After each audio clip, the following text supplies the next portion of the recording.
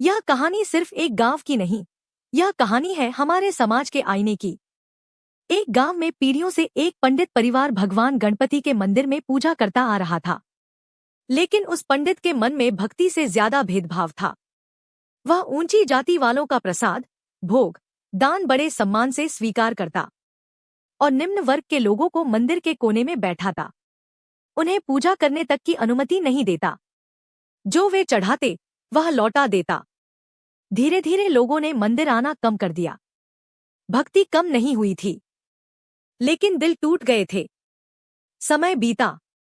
पंडित का बेटा शहर में नौकरी करने लगा। एक दिन वह घर लौटा अपनी पत्नी के साथ।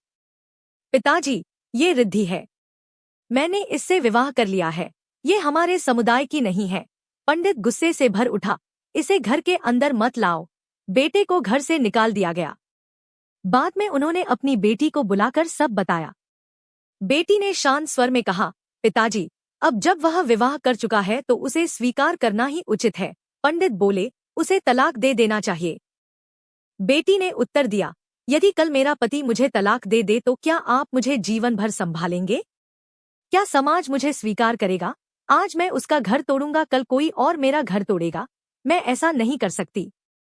यह सुनकर पंडित और उसकी पत्नी टूट गए। समाज क्या कहेगा? उदास मन से गणपति के सेवा करता रहा।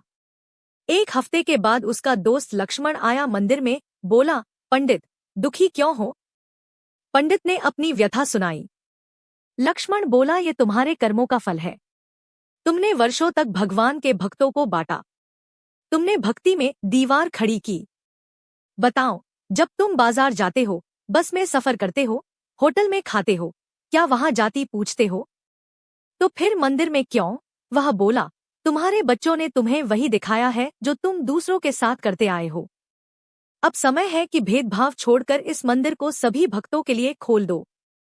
तुमने भक्तों को रोका, पर क्या तुम भगवान को रोक सकते हो? इसीलिए तो गणेश चतुर्थी पर गणपति स्वयं भक्तों के घर जाते हैं, क्योंकि वे सबके हैं। अगले दिन जैसे ही लक्ष्मण मंदिर में आए, पंडित ने कहा, धन्यवाद मित्र, कल मुझे एहसास कराने के लिए। मित्र बोला, मैं तो कल यहाँ आया ही नहीं। पंडित समझ गया, कल स्वयं गणपति ही उसे सच्चाई दिखाने आए थे। उसने सिर झुका लिया। उस दिन के बाद मंदिर के दरवाजे सबके लिए खुल गए। अब वहां कोई ऊंच नीच नहीं थी, सिर्फ भक्ति थी। याद रखिए, भगवान सबके हैं। अगर वे सबको स्वीकार करते हैं तो हम कौन होते हैं भेद करने वाले? भक्ति में दीवार मत बनाइए।